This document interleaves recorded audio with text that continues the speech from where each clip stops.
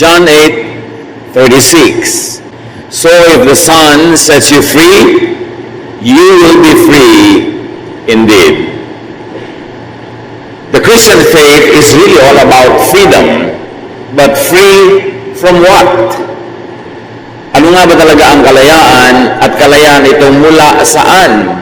Mula kanino? Free from what? Panginoon naming Diyos, salamat po sa araw na ito. Salamat sa isa na namang dagdag na araw ng buhay. At salamat sa lahat ng ibinibigay mo sa aming mga pangangailangan. Higit pa riyan, binibigyan niyo pa kami ng marami pang bonus. Ang iyong kabutihan ay damang-dama namin. Salamat po, O Diyos. At ngayon humihinging po kami ng karunungan na maunawa ang inyong pagtuturo. Kayo po ang maging tagapangaral. Tinig niyo ang aming madinig. And we ask you, Lord, to keep your people safe from all harm, internally and externally, mula sa pandaraya ng kaaway at sa panggugulo ng mga tao. Lead us. Protect us. Teach us. In the name of your Son, Jesus, we pray, thanking you for your generosity, kindness, and goodness. In His name, we honor you. Saan nga ba malaya? At ano ang dapat na maging bunga ng pagiging malaya? May isa kong paboritong kwento dahil ito'y lagi na lamang nagpapakita kung ano ang kahulugan ng maraming malalalim na bagay. John 8:1-11. Bagamat hindi yung talagang kwentong ito ang ating pagbubulay-bulayan.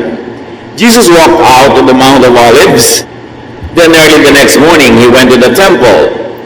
The people came to Him and He sat down and started teaching them.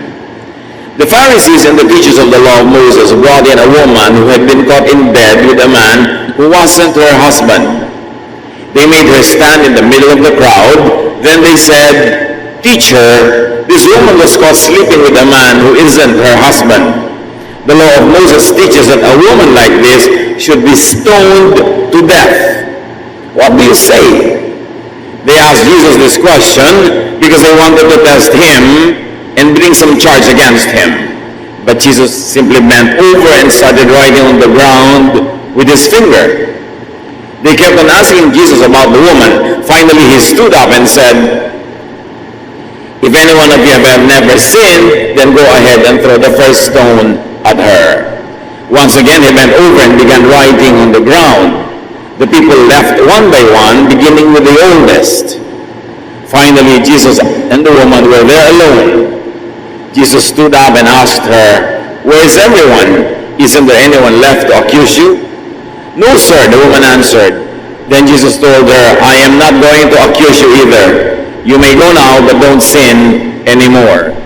Pamilyar na kwento, gasgas na nga sa tenga ng marami, pero hindi na uubusan ng leksyon para sa atin. Isang babae ang nahuli nila na nakikipagtalik sa isang lalaking di niya asawa, ipinagbabawal ng kanilang mga batas. At ang pataw na parusa dito ay kamatayan, actually originally, both sa lalaki at sa babae. At kung anong nangyari, sa paglipas ng panahon, yung babae na lang ang papatayin at hindi na yung lalaki. Napaikot na nila yung batas para ma-exempt yung mga lalaki na siyang mambabatas at siyang mga nangunguna sa lipunan.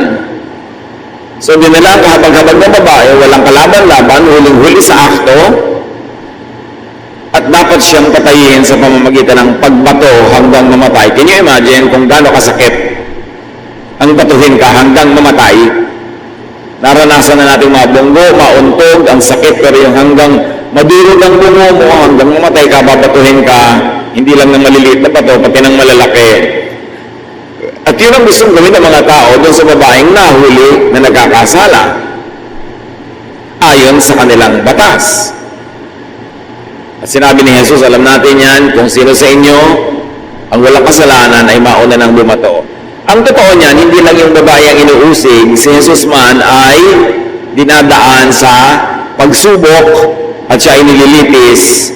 Kasi pag sinabi niyang huwag batuhin, ibig sabihin, hindi siya sumusunod sa batas. At pwede na rin siyang batuhin hanggang mamatay. Pero pag sinabi niyang batuhin, ibig sabihin, hindi siya susunod sa sarili niyang batas ng pag-ibig at pagpapatawad. Kaya, lose. Kahit anong piliin ni Jesus, talo siya sa tingin ng mga gustong at nagpakana na siya ay ma-corner, masubukan at mahuli. Pero napakaganda ng sagot ni Jesus. Hindi niya diretsong sinabing huwag niyang batuhin, therefore he cannot be accused of not obeying the law. Pero hindi naman niya sinabing batuhin dahil he will be accused of not obeying his own law of love. Kundi sabi niya, sige, pwede naman batuhin, pero binigyan niya ng qualification na ang babato, yun lang walang kasalanan. Knowing very well that everyone is guilty of some sin or the other, at hindi lang lahat ay nahuli nung oras na yon. Pero ang dapat natin pagtuunan ng pansin sa panahong ito, bagamat maraming pwedeng pansinin sa kwento na yan, is that people were bound to and by the law. Gapos, nakatali, nakakulong, nakakadena ang mga tao sa batas ng kanilang relihiyon. Kung kaya't, people will kill or die because of religious law. Obligado sila ng kanilang batas na pumatay kung sa tingin nila ay nagkakasala, at obligado ka namang pumayag na ika'y patayin pag naman ikaw ay nagkasala. Kaya parehong nagkasala at hindi nagkasala ay mayroong pananagutan. Pumatay o mapatay. Suriin naman natin sa anong magiging tulong nito sa lipunan, sa tao, sa individual, sa mga kaibigan, sa mga kamag-anak, na lagi nalang meron mahuhuli ang nagkakasala. Yung hindi na huli at nakahuli, sila ang papatay. Nahuli, papatayin. Araw-araw halos, kung violence na nagaganap because of the law.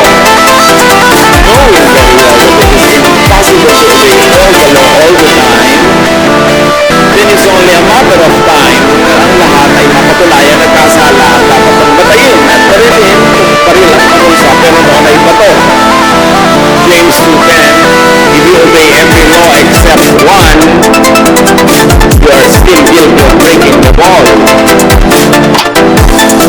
Ang ilaw nito, kung mahilig ka sa batas, sa utos, Moses, isa lang ang di mo masunod ay ituturing na rin di mo sinunod ang lahat. Makasalanan ka na rin. Kaya konti, kaya marami yung kasalanan mo, makasalanan ka pa rin by the law. So breaker ka pa rin, no matter how much under the law. And because of the law of Moses, no one is free. Everyone is guilty and condemned. At dahil ang mga tao ay guilty and condemned, hilig din nila magpag-guilty sa iba at mag-condemn ng iba. Dahil hindi sila tumatanggap ng pagpapatawad, hindi ko sila mapagpatawad because you cannot give what you do not have. That's what they never had, peace of mind. Ang lahat ng tao ay naghahanap ng kapwang nagkakasala para mabato, at lahat ng nagkakasala ay nagtatago dahil sila ang mababato. Walang kapayapaan ang relihiyon na ito. Nagiging mapanuri para kang pulis, laging naninita, laging nanghusga, walang katahimikan, wala kang pwedeng pagtiwalaan. Galatians 3:10, anyone who tries to please God by obeying the law is under a curse. Scriptures say, everyone who doesn't obey everything in the law is under a curse. So pag mahilig ka sa law, everything or nothing.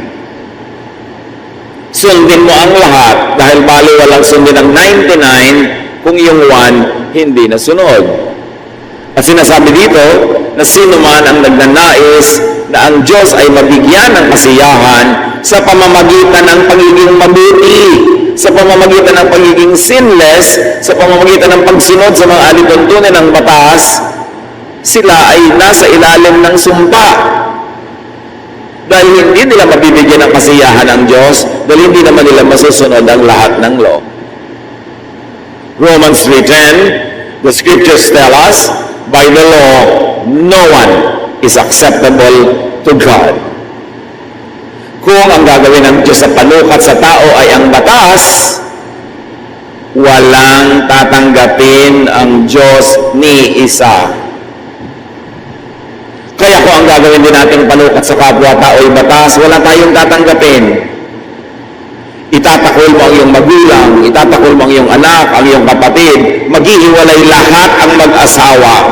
Kung ang gagawin nilang panukat sa kapwa-tao ay ang batas na dapat ganito, dapat ganon, dapat perfect ka, dapat ito, sundin mo, ito, ganon. Kasi lahat naman nakakasira ng mga alituntunin na yan. Walang nakakasunod ng lahat ng alituntunin ng moralidad sa lahat ng oras. Kaya ang Diyos, kaya lang tayo nagiging katanggap-tanggap dahil binabaliwala niya yung batas at ang pinapairal niya ay ang batas ng pag-ibig na sinabi ni Jesus. Tayo man, sa lahat ng relasyon natin sa kapwa, nananatili lang tayo magkakasama kung ang ating paiiralin ay batas ng pagpapatawad, pagmamahal at pag-ibig. Pag ang pinairal natin ay legalidad, yung dapat ginagawa mo kasi hindi mo ginagawa, therefore guilty ka, lahat ng tao maghihiwa-hiwalay. Kaya ipinakita na sa atin ni Jesus kung anong dapat. Hindi ang batas ni Moses, hindi ang mga batas at alituntunin ng relihiyon, anumang relihiyon, ang tutungtungan ng tao para makarating sa Diyos. Ito yung elevator na libre ang sakay, the love of God through Jesus. John 8:12, once again, Jesus spoke to the people. This time he said, I am the light of the world. Follow me and you won't be walking in the dark. You will have the light that gives life. Sa pagsasabi nito, indirectly but clearly, sinabi ni Jesus na ang mga tao sa kanyang panahon, sa kabila ng pagiging relihiyoso, ay nabubuhay sa kadiliman, naglalakad ng bulag, walang liwanag. Kaya sabi niya, ako ang inyong sundin, hindi ang law, hindi ang mga Pharisees, hindi ang inyong mga religious regulations. Kasi pag sumunod kayo dyan, lagi kayo nabubulig, lagi kayo natutumba, nahuhulog, dahil walang perfect. Under the law, because of the law, people were in darkness, according to Jesus. And therefore, people were lifeless. People were dead. Meanwhile, the opposite is Jesus. Jesus is life. He is light. He is love and grace, not the law. Kamangha-mangha na sa kabila ng buong buhay na natitinig natin ang paturuan tungkol sa love of God through Jesus, salvation by faith, by grace, ang mga tao, pinaghahalo pa rin nila sa utak nila at puso at buhay yung love at yung hatred, yung grace at yung law. At pagka sila nasa kataasan ng kanilang kalituhan, ang pagbabasihan pa rin nila ng pagtanggap sa kanila ng Diyos at pagtanggap nila sa kapwa ay yung pagsunod sa mga alituntunin, in other words, kabanalan, kabutihan, perfection, moralidad, samantalang ang lahat ng iyon ay tinatakpan, hinuhugasan, pinapalitan ng pag-ibig at pagpapatawad ng Diyos, ano paman ang iyong kalagayan. Takot na takot ang mga relihiyoso doon sa ano paman ang iyong kalagayan, ano paman ang iyong performance, dahil ang takot nila baka abusuhin at mabuhay ka na sa kabalbalan, sa karumihan, dahil alam mong mahal ka ng Diyos. Pero hindi kailangan ng Diyos ng editor. Hindi kailangan ng Diyos ng protector mula sa Kanya at laban sa Kanya mga sariling katuruan. Itinuturo niya talaga ang walang patakarang pagtanggap at pag-ibig sa pamamagitan ni Jesus. At hindi pwedeng paghaluin si Jesus at ang mga Pharisees, the law of love of God and the laws of Moses that require people to be stoned and to submit themselves to stoning. Hindi pwedeng salad o bilang lang ang pananampalataya. Either you live by grace or you live by obeying the law. Either you accept the unconditional love of Jesus or you earn your own salvation by being perfect all the time. Pero hindi pwedeng pinagko-combine yung dalawa.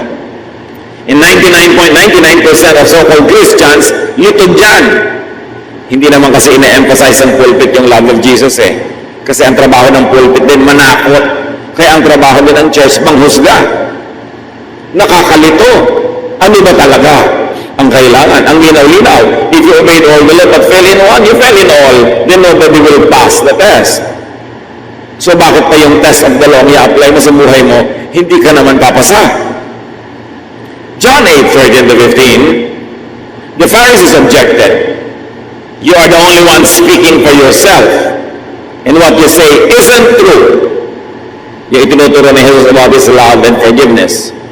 Jesus replied, you judge in the same way that everyone else does.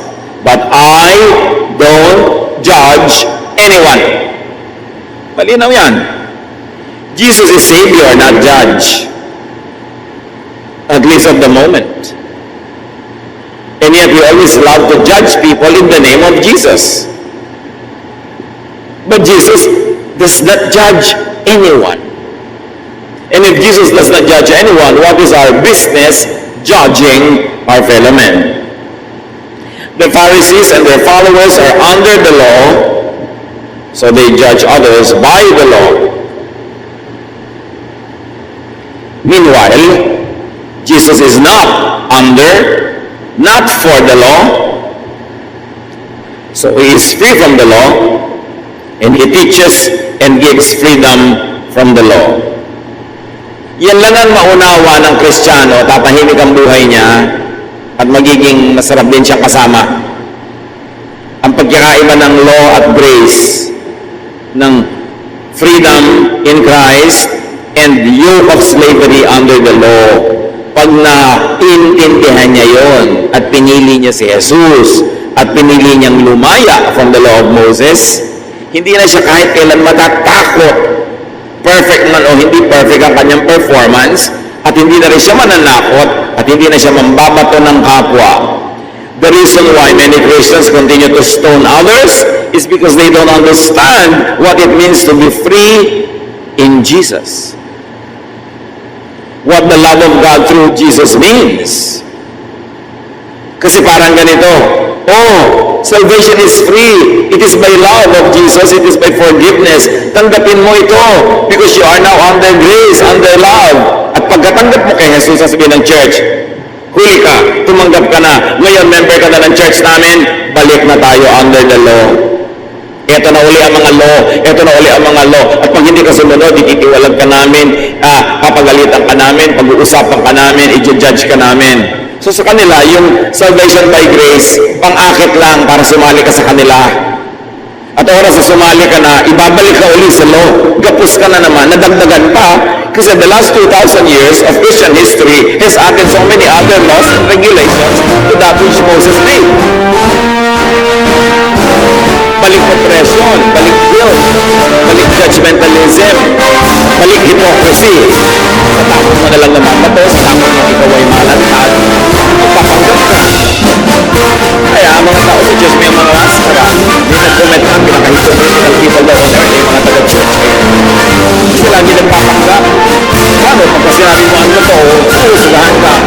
Nasaan si Jesus? Nasaan yung freedom? Nasaan yung grace? Nawala. Pang-akit ang salvation by faith. Pag tinanggap na biglang o works na uli yan, kailangan wala kang katusan ng pagsisikap. Naabutin ang hindi mo kaya abutin. Talagang aasinin mo lang. John 8:21-24, Jesus also told them, I am going away and you will look for me, but you cannot go where I am going, and you will die with your sins unforgiven. Sabi sa pupuntahan ko, hindi kayo makakasunod. Dahil sa kalagayan nyo yan, mamamatay kayo nang hindi kayo napapatawad. Anong kalagayan? Yung ang inaasahan ay personal performance. Yung ang ginagawa ay husgahan ng personal performance ng iba. Sabi, because ang pinapairal nyo ay law, papairalin din sa inyo ang law. And you will never be forgiven. Hindi nyo ako kayang sundan dahil ang aking daigdig ay daigdig of forgiveness and love. Pero ang gusto nyo, judgment, judgmentalism, hatred, and anger, hindi kayo makakapasok sa kaharian ng Diyos. Hindi nyo ako pwedeng sundan. Verse 23, Jesus answered, you are from the law, which also means you are about the law. And I am from above, which is grace and love. You belong to this world, but I don't. You are under the law, I am not. That is why I said you will die with your sins unforgiven. You don't have faith in me. You have faith in Moses. You have faith in the law. You have faith in yourselves, in your own performance. If you don't have faith in me for who I am, you will die, and your sins will not be forgiven. Why will your sins not be forgiven? Because you don't forgive others of their sins. Why will your sins not be forgiven? Because you're a sinner. And why are you a sinner? Because you subscribe to the law, and the law makes you a sinner. Pag may nakalagay na no parking at nag-park ka, may kasalanan ka na. Pero kung walang nakalagay na no parking, kahit mag-park ka, wala kang kasalanan. At yun ang inalis ni Lord, yung no parking sign, yung law, ang inilagay niya, love, I love you. Anong nakakatakot doon? Why are people uncomfortable with that idea? Because they want to be under the law. They're afraid of their own selves and others that you might abuse God. Sobrang laki ng Diyos, hindi mo kayang abusuhin. Hindi mo siya kayang ubusin ng pag-ibig niya. Nothing can separate you from the love of God through Jesus. No height nor depth, no length nor width, no demon or angel, no adversity or goodness, no misfortune or fortune can separate you from the love of God through Jesus. And yet, why are we so afraid of love? We are afraid to love and we are afraid to teach love. Iniiba natin ang katuruan ng Diyos. Under grace na nga ang Kristiyano, ibabalik mo uli sa law. Puro guilt. Faith in Jesus sets people free from sin and the law and from spiritual death because the law of Jesus invalidates the law of Moses. Gaano kahirap maintindihan yon? Pero pag pinaghalo mo sa isang sisidlan ng love of Jesus and law of Moses, confused ka. And you will confuse everyone else. And you will never have peace. How can anyone under the law have peace when you know that every moment of your life, you are not able to obey all the law all the time? Sinod na nga ng Diyos yung problema. Sige na, love na lang. Kaya kumisan, pag kami mga meeting ang mga leaders ng church, anong gagawin kay ganon, anong gagawin kay ganyan, dapat sinasabi, love na lang. Meeting adjourned. Hindi ipapatawag pa si nagkasala, lilitisin. Ano mga kasalanan mo? Sinong kasama kasalanan? Tawagin dito. Ihantad sa publiko sila. Sabihin ang mga kasalanan nila. Parusahan sila. Moses yun. Marami mga Christian churches, si Moses naman yung idol, hindi si Jesus eh. Mahirap mo maintindihan yun. Kaya hindi tayo napanatag, hindi tayo natatahimik.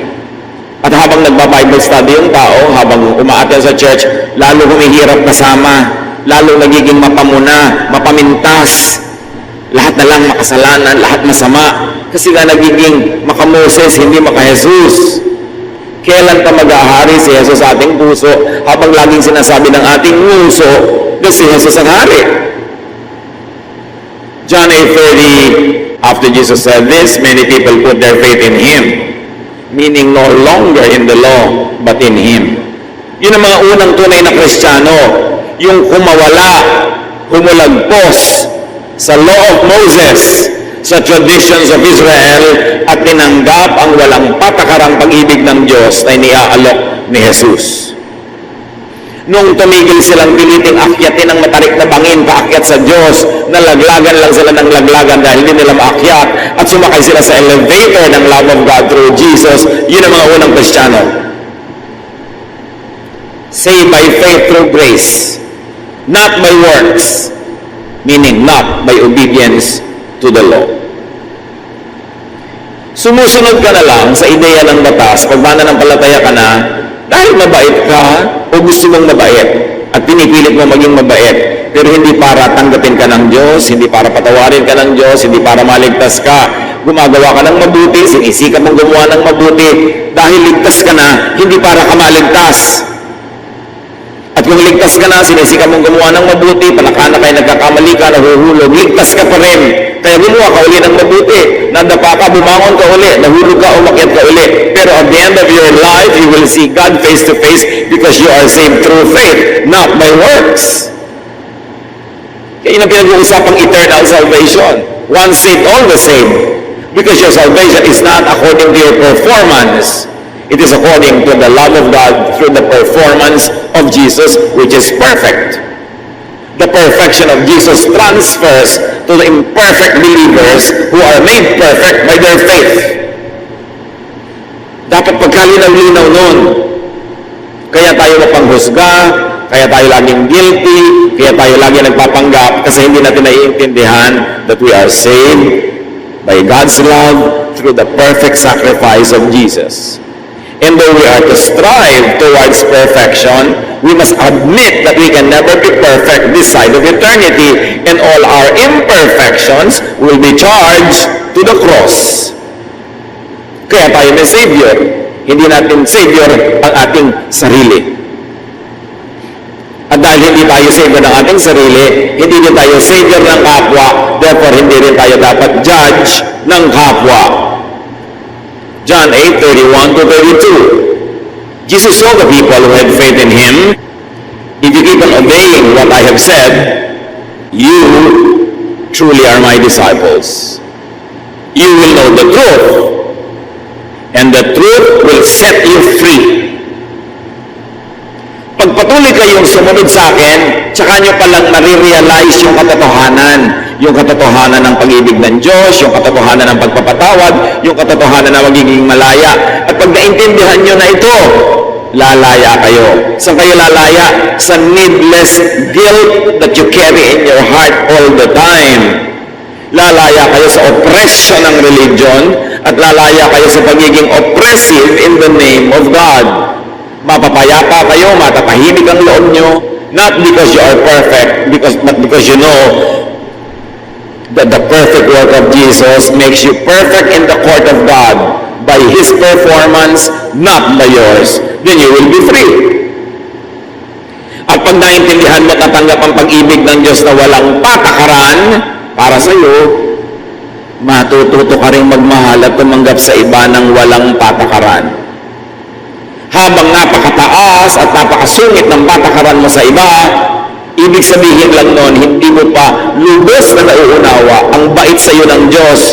Kasi pag naraman mo na kung gaano kabait sa iyo ang Diyos, magiging mabait ka rin sa kapwa. Kaya hindi ka mabait sa Diyos kasi hindi mo pa nararamdaman kung gaano kabait ang Diyos sa iyo, kasi ang tumatalab pa sa buhay mo ang sungit ni Moses.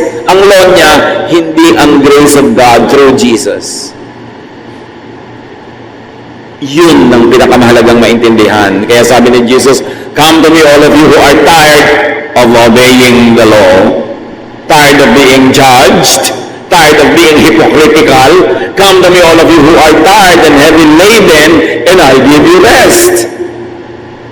Take the yoke I give you. My yoke is easy, my burden is light. Gagaan ang buhay nyo, gagaan ang dibdib, luluwag ang paghinga, dahil mabubuhay kayo sa katotohanan, mahal kayo ng Diyos, at ang aking ibinayad para sa inyo ay sapat. Kaya, hindi man kayo perfect, at dapat naman na lagi kayo maging mabuti, kasi anak kayo ng Diyos, pero sa mga panahong di kayo magiging kasing buti ng inaasahan, mabuti pa rin kayo sa tingin ng Diyos, dahil ang nakikita niya ay ang dugo ni Jesus na inihuhugas sa inyo, hindi ang inyong mga sarili-sariling dumi. Pag na-realize mo yun, mapapahinga ka. At sasabihin mong, salamat o Diyos, napakabait niyo po. At dahil dyan, magiging mabait din ako sa aking kapwa. Eh bakit ka masungit? Eh ang sungit-sungit din ni Moses sa akin eh. Hindi masungit din ako sa iba. Eh bakit lahat sinusukat mo by the law? Eh kasi ako din eh, sinusukat sa law ni Moses. Kaya ka nga dapat tumanggap ng pag-ibig ng Diyos Ama sa pamamagitan ni Jesus para ka lumaya. Sabi ni Jesus, if the Son sets you free, you will be free indeed. So, free ka ba?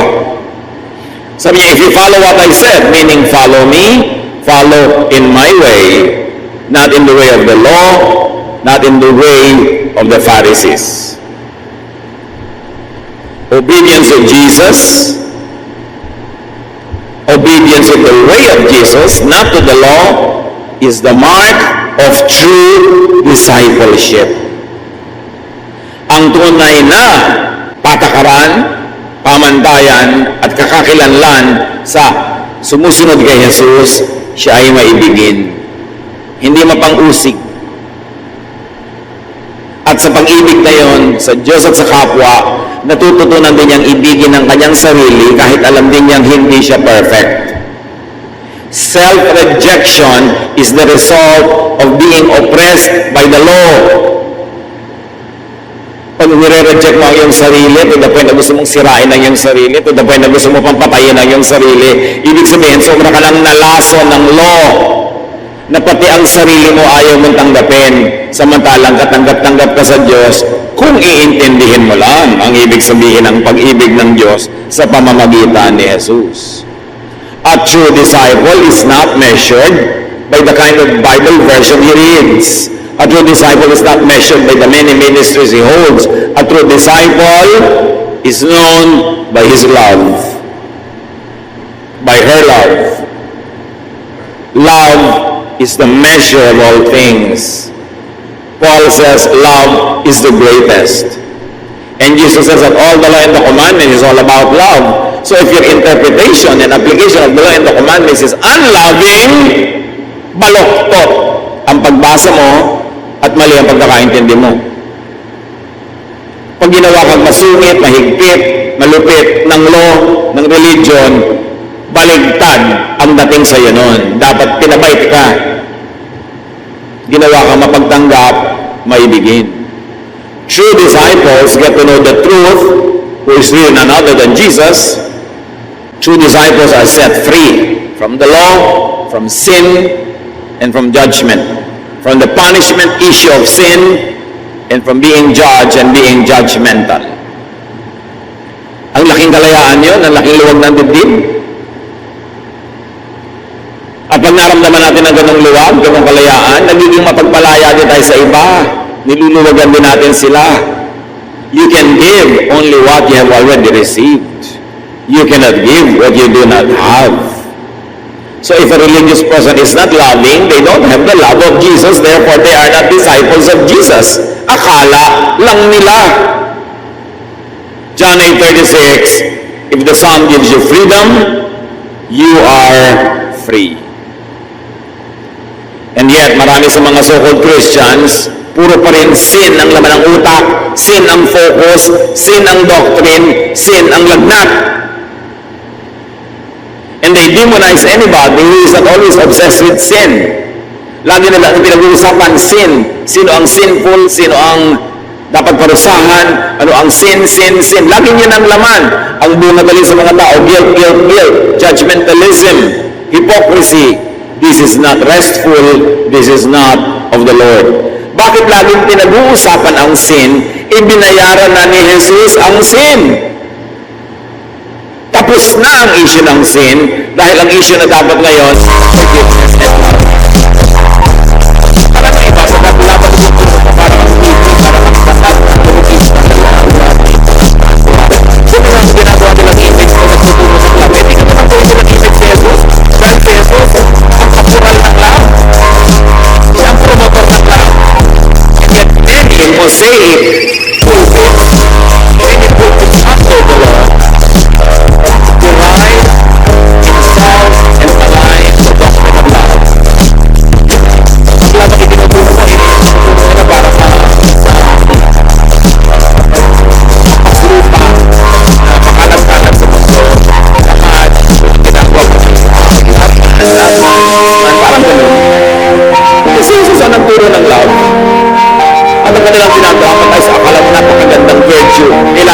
righteousness, sin.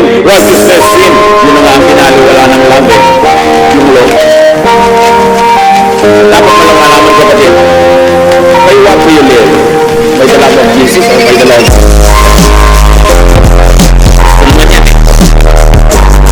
And by making a choice, will show in your lifestyle. Always rejecting others, rejecting even.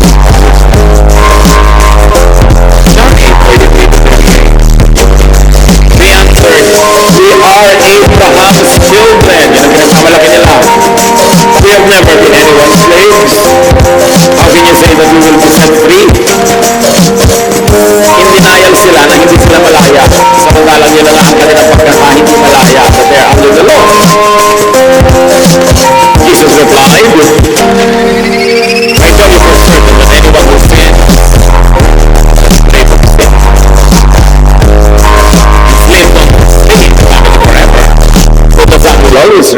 the family.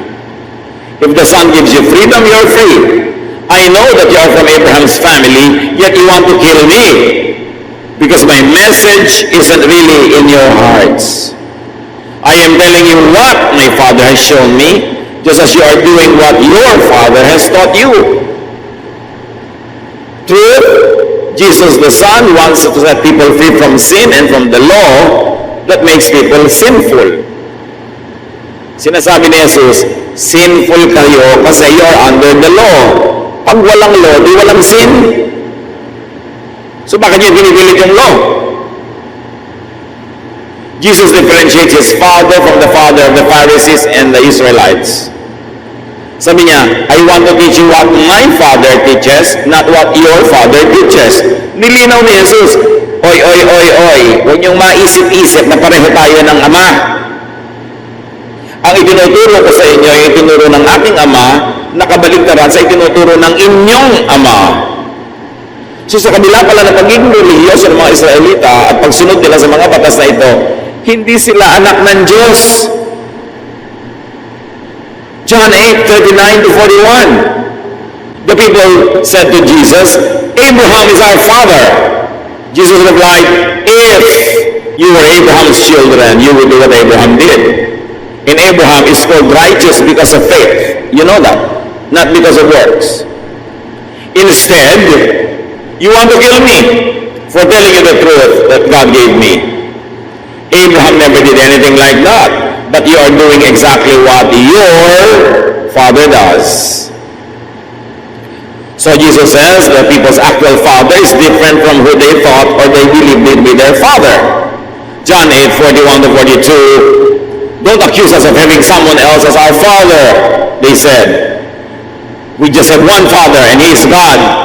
Palaki ng palaki ang claim. Kanina father nila sa Abraham. Ngayon, father nila ang Diyos. Jesus answered, if God were your father, you would love me. Parang kanina, if Abraham was your father, you would love me. But you don't love me because Abraham is not your father. If God were your father, you would love me because I came from God and only from Him. He sent me. I did not come on my own. So God's real children would know and accept and love Jesus and the truth. Yan ang pamantayan ng tunay na anak ng Diyos. Mamahalin si Jesus, ang katotohanan dala ni Jesus, ang kalayaang bigay ni Jesus. God's real children would love other people also and would not insist on the law and would not kill or die for the law. As long as you kill or hurt people because of the law, you are not God's child, you are not Abraham's child. The people's lovelessness and cruel legalism show who the real father is, not Abraham, not God. John 8:43 to 44. Why can't you understand what I'm talking about? Can't you stand to hear what I'm saying? Sabi ni Jesus, your father is the devil, and you do exactly what he wants. He has always been a murderer and a liar. Una, sinabi lang ni Jesus, hindi si Abraham ang inyong ama. Huwag kayong magkaroon ng ilusyon na anak kayo ni Abraham. Tapos hindi Diyos ang inyong ama. Huwag kayong mag-akalang anak kayo ng Diyos. At nung ayaw pa nila ng ganon, diniretso na ni Jesus, si Satanas ang ama nyo. Anak kayo ng demonyo. Yun ang sinabi ni Jesus sa mga Israelita. Kasi siksik nyo sa law. Nagiging malupit kayo because of the law. Nagiging hypocritical kayo because of the law. At ngayon ipinadala ko ng Ama para ituwid ang liko, liwanagan ang madilim, itama ang mali. At nagalit kayo sa akin. Gusto nyo akong patayin. Ipinakikita nyo kung kanino talaga kayo anak. Anak kayo ng demonyo. Can you imagine, masampal ka ng ganong kalaking katotohanan ni Jesus mismo? Siguro naman hindi na natin kailangan ng hermeneutics o interpretation sa verses na ito. Malinaw ang sinasabi ni Jesus. Pag hindi ka tumatanggap ng walang patakarang pag-ibig at pagpapatawad ng Diyos, at pagka hindi kayo nagpapatawad sa iba, At pag ipinipilit mo iparusahan yung mga sa palagay may makasalanan, anak ka ng demonyo. Hindi ka anak ng Diyos. Huwag mong lokohin ang sarili mo. Kasi hindi yan ang katuroan ni Jesus. Gaano karami ang ligaw, mga kapatid? Gaano karami ang lito? Let us pray na hindi talaga sila anak ng demonyo. Nalilito lang sana. At kung nalilito, maaaring maliwanagan kung makikinig sa paliwanag. Habang hindi ka maibigin, huwag kang mangarap na anak ka ng Diyos. Because God is love, and those that love are born of God. And they know God. Sabi, he that loveth not, knoweth not God, for God is love.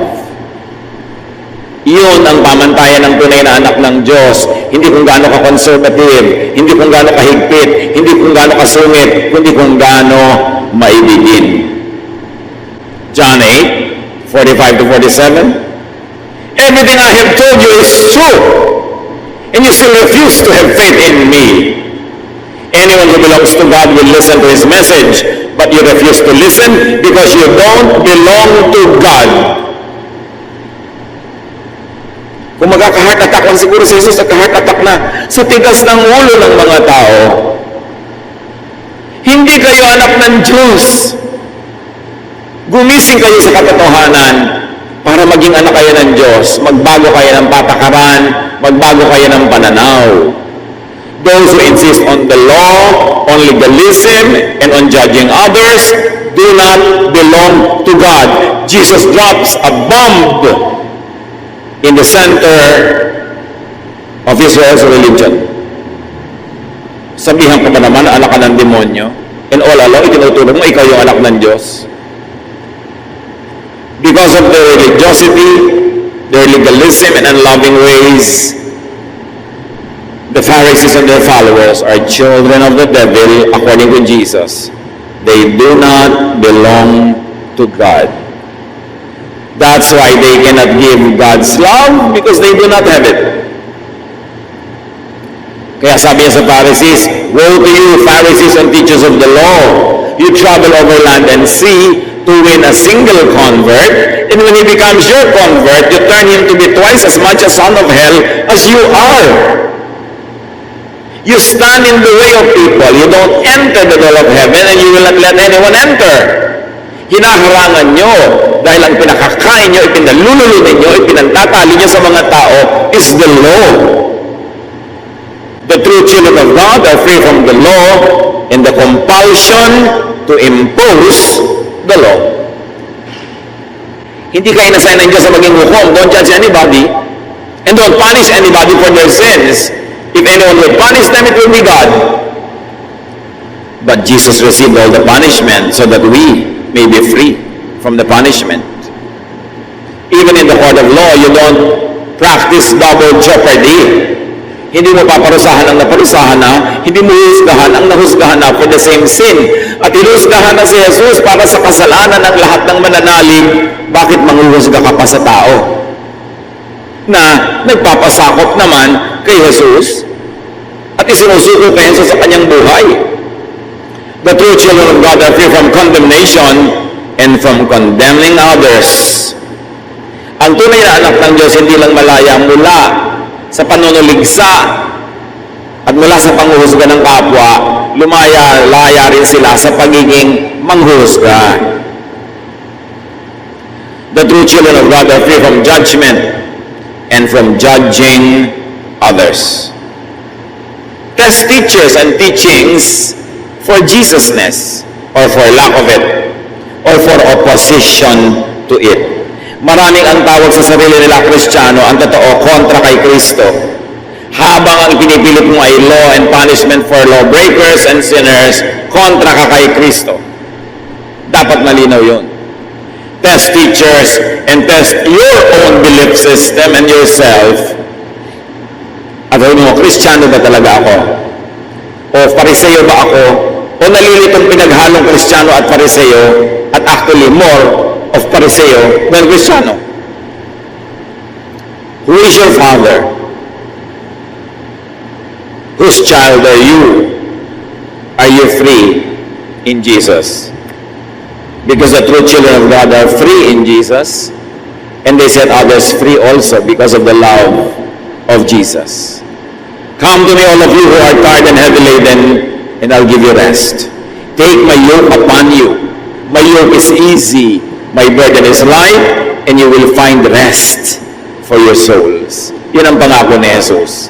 Be free. Dear Lord, we thank you for freedom. Salamat sa mga verses na ubod ng linaw, maliwanag pa sa sikat ng araw sa tanghaling tapat, kung sino ang tunay na itinuturing ng iyong anak na si Jesus, na anak ng Diyos at anak ng Diablo. Ipaliwanag mo sa amin ang mga bagay na ito, Panginoon. Turuan mo kaming linawin ang aming isip at iwagwag, iwaksi, tanggalin ang mga mali at baluktot na paniniwala maging ng mga Kristiyano na natanim sa aming utak at nagpapabigat ng buhay at nagpapalayo ng aming loob sa inyo at sa aming kapwa. Teach us to accept fully and just be thankful for your love through Jesus, and teach us to love others fully because you love us also. Pagbulay-bulayan natin ang makahulugan ito, mga kapatid, at paano ito i-apply sa ating pang-araw-araw na buhay, at huwag na tayong palitong muli kailanman kung tayo Pharisee o Christian, kung tayo under the law, under grace, kung malaya pa tayo o bilanggo. Dear Lord, clarify all of these important issues in our minds and let them find fruition, let them find results in our daily life. Magbulay-bulay tayo, makipag-ulayaw sa Diyos.